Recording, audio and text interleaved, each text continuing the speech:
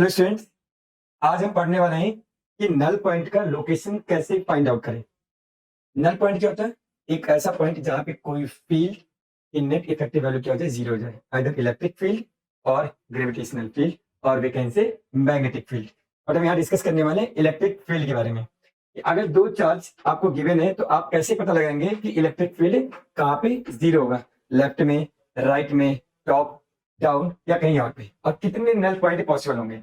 मतलब कि अगर दो चार्ज आपको गिवन है, आपसे मैं पूछूं कि पूरी स्पेस में उन दोनों चार्ज की वजह से कहाँ कहाँ पे इलेक्ट्रिक फील्ड जीरो जा सकता है, उसे कैसे कैलकुलेट करेंगे, ये टॉपिक आज हम डिस्कस करेंगे। How to calculate position of null point. अब यहाँ पे आपके दो चार्ज दे होंगे। अब कैसे क्वेश्चन डाल सकते हैं? या तो दोनों चार्ज का नेचर सेम होगा, that means both are positive charge और बोथ आर नेगेटिव चार्ज। और क्या क्वेश्चन आ सकता है, या दोनों चार्ज का नेचर अपोजिट है, अगर एक पॉजिटिव है और एक नेगेटिव है। जैसे कि यहाँ पे देख पा रहे हैं आप लोग कि दो चार्ज है, एक प्लस 4e एक प्लस e, मतलब दोनों चार्ज का नेचर क्या है, सिमिलर है, दैट मीन्स पॉजिटिव है। अब हमें ये पता लगाना है कि सिस्टम का नल पॉइंट कहाँ होगा। नल पॉइंट मीन्स कि दोनों चार्ज की वजह से किस पॉइंट पे इलेक्ट्रिक फील्ड जीरो होगा। अब कितने पॉसिबिलिटीज चेक करते हैं। इस चार्ज के लेफ्ट में भी हो सकता है, on the line joining the two charges. इस चार्ज के राइट में भी हो सकता है, on the line joining the two charges. ऊपर भी हो सकता है, नीचे भी हो सकता है, और इन दोनों चार्ज को मिलाने वाले लाइन पे भी हो सकता है। पहले ये पता लगाएंगे कि एक्सपेक्टेड लोकेशन क्या होगा, उसके बाद हम एग्जैक्ट कैलकुलेशन की तरफ प्रोसीड करेंगे। अब जैसे कि हम लोग को पता है कि इलेक्ट्रिक फील्ड क्या है, इलेक्ट्रिक फील्ड एक वेक्टर क्वांटिटी है। अब इलेक्ट्रिक फील्ड का सोर्स क्या होता है, चार्ज। यहाँ पे कितने चार्ज है, दो, Q1 एंड Q2। अगर किसी जगह पे वेक्टर जीरो आ रहा है तो दो वेक्टर कौन से आएंगे, एक पहला वेक्टर तो पहले चार्ज की वजह से इलेक्ट्रिक फील्ड आएगा, दूसरा वेक्टर तो दूसरे चार्ज की वजह से इलेक्ट्रिक फील्ड आएगा। अगर आप जानना चाहते हैं कि दोनों चार्ज की वजह से नेट इलेक्ट्रिक फील्ड कहाँ जीरो होगा, तो पहले ये कंडीशन है कि अगर दो वेक्टर का रिजल्टेंट जीरो है, that means that both vector should be equal and opposite. मतलब अगर एक वेक्टर 5 न्यूटन पर कूलम है तो दूसरा भी कितना होगा, 5 न्यूटन पर कूलम होगा। अगर एक लेफ्ट में है तो एक राइट में होना चाहिए, एक टॉप में है तो एक डाउन होना चाहिए, एक ईस्ट है तो एक वेस्ट होना चाहिए। तो दो वेक्टर का रिजल्टेंट तभी नल वेक्टर होगा जब दोनों वेक्टर न्यूमेरिकली इक्वल हो और दोनों का डायरेक्शन अपोजिट हो। तो ये दो कंडीशन जब फुलफिल होंगे तभी हमें जाके नल पॉइंट मिलेगा। तो चेक करते हैं। सबसे पहले मैं ऊपर की तरफ देखता हूं। अगर मैंने यहाँ पे कोई पॉइंट ले लिया, मान लो ऊपर दोनों चार्ज के ऊपर। अब जैसे कि बच्चों में पता है कि जो इलेक्ट्रिक फील्ड होता है वो पॉजिटिव चार्ज से कहा जाता है दूर। इस पॉइंट पे जो इलेक्ट्रिक फील्ड होगा कहां जाएगा, ऊपर, दैट इज E1। इस चार्ज की वजह से इस पॉइंट पे इलेक्ट्रिक फील्ड कहां जाएगा, ऊपर। अगर मैं बात करूं E1 और E2 की, क्या यहाँ पे E1 E2 अपोजिट डायरेक्शन में नहीं है? अगर दोनों वेक्टर अपोजिट डायरेक्शन में नहीं है तो नल पॉइंट आने की कोई गारंटी नहीं, नल पॉइंट आएगा ही नहीं, क्योंकि ये दोनों एक दूसरे का कैंसिल आउट नहीं करेंगे। सेम कंडीशन नीचे भी अप्लाइड होता है। इसकी वजह से इलेक्ट्रिक फील्ड कहां जाएगा, दूर। इसकी वजह से इलेक्ट्रिक फील्ड होगा, इससे दूर जाएगा। ये आपका E1 हो गया और ये आपका E2 हो गया। क्या E1 E2 एक दूसरे को कैंसिल आउट कर सकते हैं? नहीं। इसका मतलब श्योर हो गया कि इन दोनों चार्ज की वजह से जो नल पॉइंट आएगा ना दोनों चार्ज के ऊपर आ सकता है ना नीचे आ सकता है। अब एक ही केस बचा दोनों चार्ज को ज्वाइन करने वाली लाइन पे, कि इन दोनों चार्ज को जो मिलाने वाली लाइन है उस पर नल पॉइंट आ सकता है। तो पहले से इरेज कर देते हैं।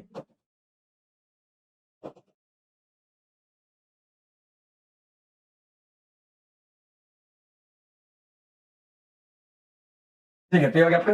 अब नेक्स्ट देखते हैं। अब कितनी कंडीशन बची। अब या तो नल पॉइंट यहां आ सकता है, या नल पॉइंट यहां आ सकता है, या नल पॉइंट यहां आ सकता है।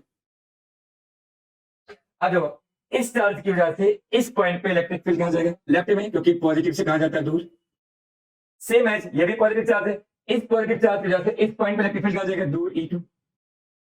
क्या दोनों वेक्टर सेम डायरेक्शन में आ गए? आ गए। क्या नल पॉइंट पॉसिबल है? नहीं। मतलब ये वाला स्पेस भी, यहां भी नल पॉइंट नहीं पॉसिबल है, लेफ्ट में। तो इसे भी इरेज कर देते हैं, क्योंकि ये क्राइटेरिया फुलफिल नहीं कर रहा है। इस साइड देखते हैं। इस पॉजिटिव चार्ज की वजह से इस पॉइंट पे इलेक्ट्रिक फील्ड कहां जाएगा, राइट साइड, E1। इस चार्ज की वजह से इस पॉइंट पे इलेक्ट्रिक फील्ड कहां जाएगा, दूर, E2। क्या दोनों सेम डायरेक्शन में आ गए? अगर दो वेक्टर सेम डायरेक्शन में आ गए तो दोनों का जो रिजल्टेंट है वो नल वेक्टर नहीं हो सकता। इसका मतलब यहां भी आपको नेट इलेक्ट्रिक फील्ड जीरो नहीं मिलने वाला। तो इसको भी कैंसिल कर देते हैं। अब एक ही स्पेस बचा दोनों चार्ज को मिलाने वाले लाइन पे। तो मैंने मान लिया कि इस चार्ज की वजह से इस चार्ज की वजह से x डिस्टेंस पे इलेक्ट्रिक फील्ड क्या हो जाएगा, 0 हो जाएगा। इस पॉजिटिव चार्ज की वजह से इस पॉइंट पे इलेक्ट्रिक फील्ड कहां जाएगा, इससे दूर जाएगा, तो E1 इधर हो गया आपका। फिर इसकी वजह से इस पॉइंट पे इलेक्ट्रिक फील्ड क्या होगा, राइट लेफ्ट साइड, E2 हो गया। क्या दोनों वेक्टर अपोजिट आ गए, एक क्राइटेरिया फुलफिल हो गया। मैंने अभी बताया आप लोग को कि नल पॉइंट 0 तभी होगा जब दोनों वेक्टर क्या हो, अपोजिट हो, और दोनों का मैग्नीट्यूड क्या हो, सेम हो। दोनों वेक्टर अपोजिट आ गए, अब इनका मैग्नीट्यूड भी इक्वल होना चाहिए। अगर इनका मैग्नीट्यूड इक्वल होगा that means E1 should be is equal to E2। अब E1 क्या होता है, 1 divide by 4 pi epsilon naught Q, Q मतलब Q1, तो Q1 की वजह से E1 आ रहा है, Q divide by R square. R क्या होता है, चार्ज से पॉइंट की दूरी, कितना दूरी है, x, x स्क्वायर हो गया। E2 क्या हो जाएगा, 1 divide by 4 pi epsilon naught Q मतलब E divide by R square. Charge से पॉइंट की दूरी कितनी है, अगर ये R है, ये x है, तो कितना हो जाएगा, R माइनस x का होल स्क्वायर। अब देखो, इससे ये कैंसिल आउट हो गया, ए से ये कैंसिल आउट हो गया, तो क्या बचा आपके पास, 4 डिवाइड बाई x का होल स्क्वायर कर सकते हो वैसे, सॉरी, तो क्या 4 divide by x square is equal to 1 divide by r minus x का होल स्क्वायर। अभी हम क्या करेंगे, दोनों तरफ क्या लेंगे, स्क्वायर रूट। क्या कर लेंगे, दोनों तरफ स्क्वायर रूट करेंगे। अगर मैं इन दोनों का स्क्वायर रूट लूं तो 4 का स्क्वायर रूट कितना हो जाएगा, 2, और x स्क्वायर का स्क्वायर रूट क्या हो जाएगा, x, इसका स्क्वायर रूट क्या हो जाएगा, 1 divide by r minus x। अब क्या करेंगे, क्रॉस मल्टीप्लाई करेंगे, इन दोनों को जब क्रॉस मल्टीप्लाई करेंगे तो 2r माइनस 2x, इधर क्या हो जाएगा x, 2r इज इक्वल हो जाएगा आपका 3x, x क्या हो जाएगा 2/3r। इसका मतलब कि इस चार्ज की वजह से जो इलेक्ट्रिक फील्ड 0 होगा वो 2/3r पे होगा, और कहां होगा, दोनों चार्ज को मिलाने वाले लाइन पे होगा, और उन दोनों के बीच में होगा। तो अगर ये डिस्टेंस Q1 से 2r/3 आया, इससे कितना होगा, r/3। देखो ये कितना आया, 2r/3, तो ये कितना होगा, r/3। अब एक चीज और समझ लेना आप लोग, इलेक्ट्रिक फील्ड का मैग्नीट्यूड सेम होना चाहिए दोनों चार्ज का। इलेक्ट्रिक फील्ड किस पे डिपेंड करता है, 1/4 पाई epsilon naught Q divide by r square. तो Q बाय R स्क्वायर, दोनों Q बाय R स्क्वायर का रेशियो दोनों क्या होना चाहिए, सेम। मतलब Q जिसका ज्यादा बड़ा होगा मैग्नीट्यूड के टर्म में, तो उसका R भी ज्यादा बड़ा होगा।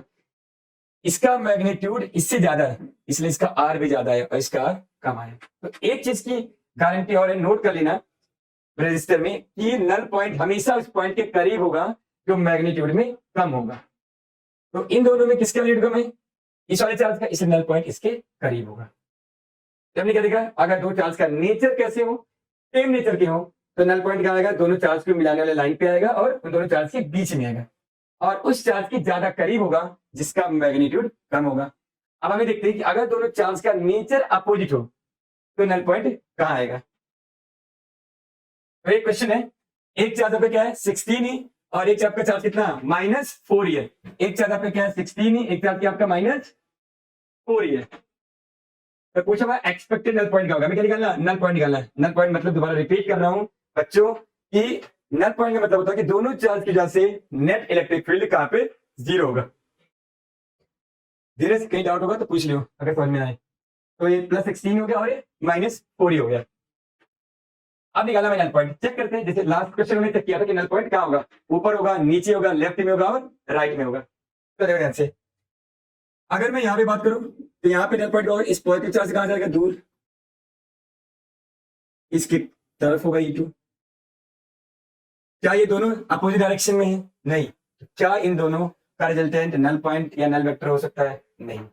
सेम एज अगर मैं नीचे देखूं तो इसकी वजह से इलेक्ट्रिक फील्ड दूर जाएगा, इसकी वजह से इलेक्ट्रिक फील्ड इसके तरफ होगा। क्या इन दोनों का रिजल्टेंट 0 हो सकता है, नहीं, क्योंकि दोनों वेक्टर अपोजिट डायरेक्शन नहीं है। मतलब ना तो नल पॉइंट ऊपर हो सकता है ना नीचे हो सकता है, जैसे पिछले क्वेश्चन में था।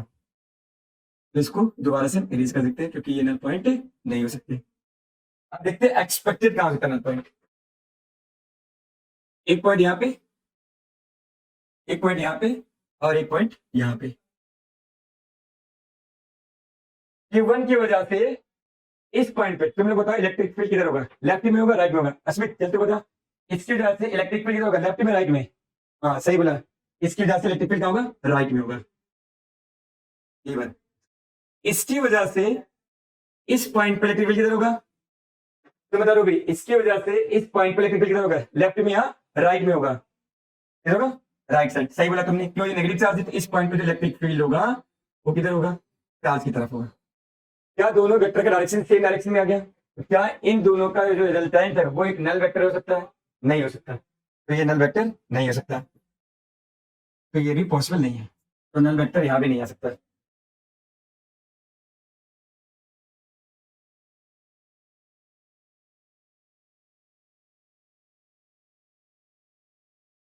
अब यहां देखते हैं। अब इस पॉइंट पे इस चार्ज की वजह से इस पॉइंट पे इलेक्ट्रिक फील्ड क्या होगा? Right side even. इस चार्ज की वजह से इस पॉइंट इलेक्ट्रिक फील्ड क्या होगा? लेफ्ट में। हाँ ये हो सकता है एक्सपेक्टेड, क्योंकि दो वेक्टर अपोजिट डायरेक्शन में। या चेक कर लेते हैं। इस Q1 की वजह से इस पॉइंट इलेक्ट्रिक फील्ड क्या होगा? दूर, दैट इज E1। इस चार्ज की वजह से इस पॉइंट इलेक्ट्रिक फील्ड किधर होगा? उसकी तरफ, तो E2। अब हमारे पास दो सोल्यूशन आ गए, मतलब दो ऐसे लोकेशन है जहां पे इलेक्ट्रिक फील्ड अपोजिट डायरेक्शन में, एक -4E के राइट साइड में, एक +16E के लेफ्ट साइड में। अब चेक करते हैं कि क्या दोनों सोल्यूशन हो सकते हैं या दोनों में से कोई नहीं हो सकता या दोनों में से कोई एक हो सकता है। अभी मैंने बताया था कि नल पॉइंट हमेशा उस चार्ज के करीब रहेगा जिसका मैग्नीट्यूड क्या हो? कम हो। तो इन दोनों में से किस चार्ज का मैग्नीट्यूड कम है? +16E या -4E? -4E का मैग्नीट्यूड कम है। -4E का मैग्नीट्यूड इसलिए कम नहीं क्योंकि नेगेटिव है। नेगेटिव बता रहा है सिर्फ नेचर। न्यूमेरिकल वैल्यू कितनी उसकी? 4E। और दूसरी वाली कितनी? 16E। तो ये मैग्नीट्यूड में क्या है? वीक है। इसलिए नल पॉइंट इसके करीब होगा, ना कि इसके करीब होगा। तो मतलब ये सॉल्यूशन नहीं हो सकता। इसको हटा देते हैं। और अब क्या करते हैं, हमने एज्यूम कर लिया कि इस चार्ज की वजह से x डिस्टेंस दूर इलेक्ट्रिक फील्ड क्या होगा? 0 होगा। अब क्या करेंगे हम? अगर इस पॉइंट पे इलेक्ट्रिक फील्ड क्या है? 0 है, तो हम क्या करेंगे? E1 = E2 करेंगे, क्योंकि नल पॉइंट तभी आएगा जब दोनों वेक्टर का मैग्नीट्यूड सेम हो और डायरेक्शन क्या हो? डिफरेंट हो। अब E1 क्या होगा? इसकी वजह से इस पॉइंट इलेक्ट्रिक फील्ड है, तो क्या होगा E1 बताओ जल्दी से बच्चों? 1/4πε0 Q1 that is 16E divide by R square. R मतलब 4 से पॉइंट की दूरी, तो ये R है x से, तो क्या हो जाएगा? R प्लस x का होल स्क्वायर।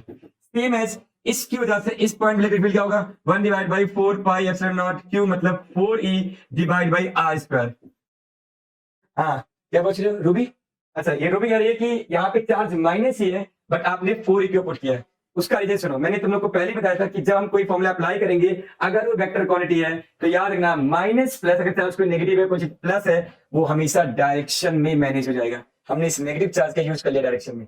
जब भी आप फॉर्मूला अप्लाई करोगे, वेक्टर फॉर्म में फॉर्मूला नहीं लगा रहे हो, सिर्फ मैग्नीट्यूड को कंपेयर कर रहे हो, तो याद रखना कभी भी चार्ज या किसी भी वेरिएबल की वैल्यू हम साइन के साथ पुट नहीं करते, इसलिए चार्ज की वैल्यू को हमने प्लस में पुट किया। समझ गए रूबी? एग्जाम में ऐसी गलती मत करना।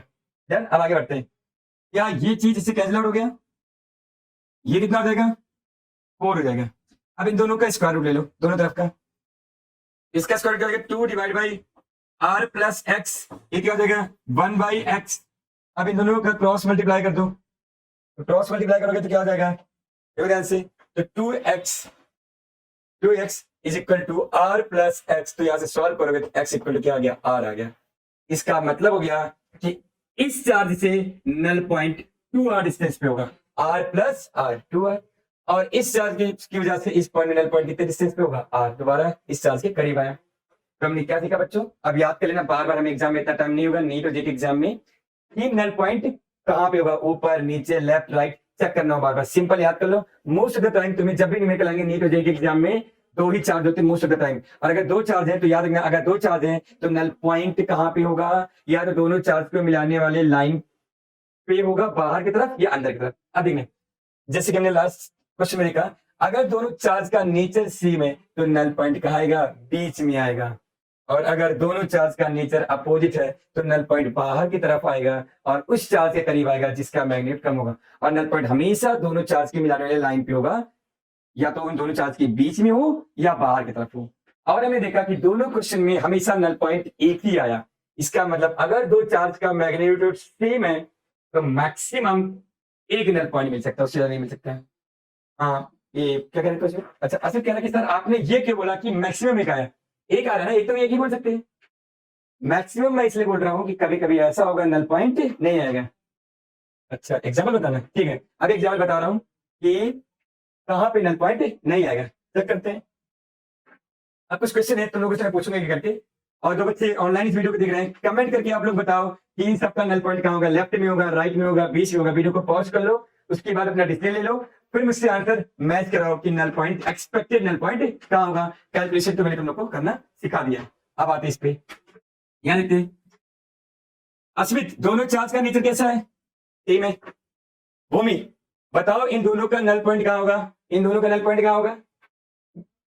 अच्छा हाँ सही आंसर दिया। भूमि कह रही है कि इन दोनों चार्ज का नल पॉइंट इन दोनों चार्ज को मिलाने वाले लाइन पे होगा। किसके करीब होगा? 9E। Good answer. 9E क्यों होगा? क्योंकि 9E का मैग्नीट्यूड कम है, तो एक्सपेक्टेड नल पॉइंट यहाँ होगा। नल पॉइंट आपका होगा, एग्जैक्ट लोकेशन भी नहीं आ सकते अगर आर आपको दिया हो। इन दोनों का नेचर कैसा है? सेम है, डिफरेंट है? रूबी बताओ इन दोनों का नेचर कैसा है? सेम है। तो बताओ नल पॉइंट कहाँ होगा, जल्दी बताओ नल पॉइंट। ठीक है, दोनों चार्ज के बीच में होगा। किसके करीब होगा? -4E। ठीक है, तो कहां पे होगा? -4E के करीब होगा। तो दोनों चार्ज का नेचर सेम है, तो नल पॉइंट कहां होगा? यहाँ पे होगा। ये दोनों चार्ज का नेचर सेम है और इसके करीब होगा। धीरज क्यों बता, इन दोनों का नल पॉइंट कहां होगा बता? पहले बता, दोनों चार्ज का नेचर सेम है, क्या दोनों का मैग्नीट्यूड भी सेम है? तो अगर दोनों चार्ज का नेचर सेम है तो नल पॉइंट कहां आता? दोनों चार्ज को मिलाने वाली लाइन पे आता है। और कहां पे आएगा? उस चार्ज के करीब जिसका मैग्नीट्यूड क्या है? कम है। और दोनों का सेम है, तो एग्जैक्टली मिड पॉइंट पे नल पॉइंट आएगा। सर अश्वित तो आंसर बता इसका। यहाँ पे चार्ज है -16E, यहाँ पे चार्ज है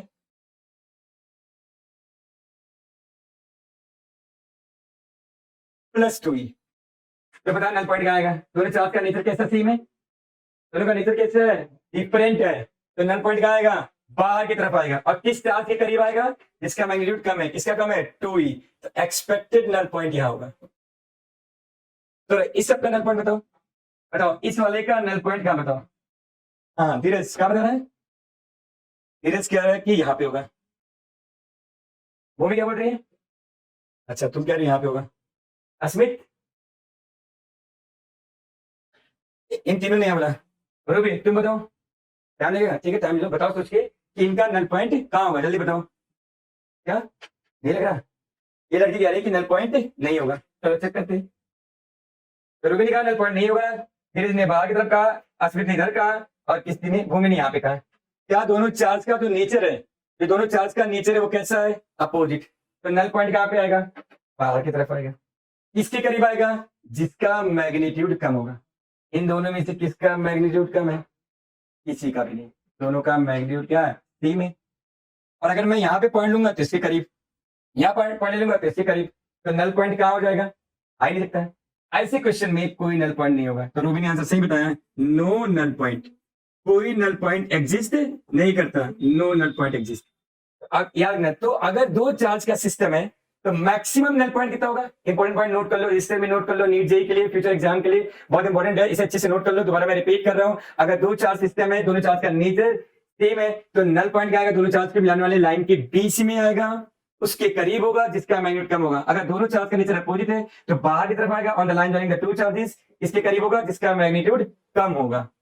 बट अगर दोनों चार्ज का नेचर अपोजिट है और दोनों चार्ज का मैग्नीट्यूड सेम है तो there is no null point. इसलिए मैंने तुम लोग को कहा था कि मैक्सिमम एक ही नल पॉइंट एग्जिस्ट करेगा। तो अगर दो चार्ज है उनकी वजह से पूरी स्पेस में, पूरी यूनिवर्स में, इनफाइनाइट कंसीडर नहीं कर रहा हूं मैं, केवल मैक्सिमम एक ही पॉइंट ऐसा होगा जहां पे नल पॉइंट 0 हो सकता है, नहीं तो नल पॉइंट 0 नहीं होगा।